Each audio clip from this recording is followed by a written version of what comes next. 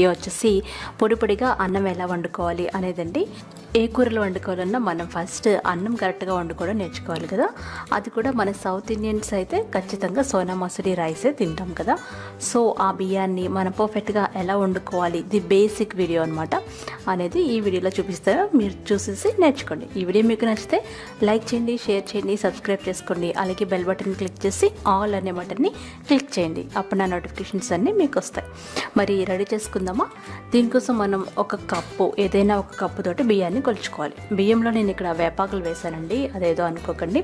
ఇప్పుడు ఈ బియ్యాన్ని మనం శుభ్రంగా కడుక్కోవాలి. వేపాకులు ఇంకా బియ్యంలో ఖచ్చితంగా ఇలాంటి చిన్న చిన్న పురుగులు ఉంటాయి కదా, వాటన్నిటిని 2-3 సార్లు బాగా కడగాలి.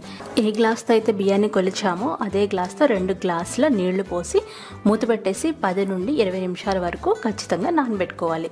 నానబెట్టుకుంటే అన్నం మనకి పువ్వులాగా బాగా వస్తుందన్నమాట. 10 నిమిషాలు నానిన తర్వాత హై ఫ్లేమ్లో పెట్టుకొని పొంగు వచ్చేంత వరకు ఉడికించుకోవాలి. చూసారు కదా, మనం ఫస్ట్ హై ఫ్లేమ్లో పెడితే ఇలా పొంగు వస్తుంది. అలా పొంగు రాగానే వెంటనే మంటని మనం లో ఫ్లేమ్లో పెట్టేసుకోవాలి. లో ఫ్లేమ్లో పెట్టుకొని మొత్తం ఉడికేంత వరకు ఉడికించుకోవాలి. మనం ఈ విధంగా కొంచెం మూతని పక్కకి జరిపి పెట్టుకోవాలి. ఇలా పక్కకి జరిపి పెట్టుకుంటే మనకి పొంగు రాకుండా ఉంటుందన్నమాట. ఒక 5 మినిట్స్ అయిన తర్వాత మూత తీసి మనం ఒక స్పూన్తో మధ్యలో చెక్ చేయాలి. మధ్యలో చెక్ చేస్తే వాటర్ ఉన్నాయో లేదో తెలుస్తుంది అనమాట. చూసారు కదా, ఇక్కడ కొంచెం వాటర్ ఉన్నాయి. సో ఇంకొక 5 నిమిషాలు మనం లో ఫ్లేమ్లో ఉడికించుకోవాలి. ఎప్పుడైతే ఆ వాటర్ మొత్తం ఎగిరిపోతాయో అప్పుడు మనకి అన్నం ఉడికిపోయినట్టు అర్థం. ఇంకా కొంచెం ఉన్నాయి కదా, ఇవి కూడా మరొక కాసేపు ఉడికించుకోవాలి. అలా నీళ్ళన్నీ ఉడికిపోయినాయి అని మనకు అనిపిస్తుంది కదా, అప్పుడు మనం ఒక 10 సెకండ్ల పాటు హై ఫ్లేమ్లో మంటను పెట్టుకోవాలి. అప్పుడు మనకి టప్ టప్ అని సౌండ్ వస్తుంది అనమాట.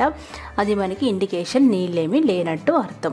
ఇప్పుడు వెంటనే స్టవ్ ఆఫ్ చేసేసి వెంటనే సర్వ్ చేయకుండా ఒక 10 నిమిషాల తర్వాత సర్వ్ చేసుకుంటే మనం ఆ స్టీల్ గిన్నెలో వండాం కదా, ఆ స్టీల్ వేడికి ఏమైనా చెమ్ము ఉన్నా సరే లోపల వాటర్ అంతా అబ్జర్వ్ చేసుకుంటుంది అనమాట.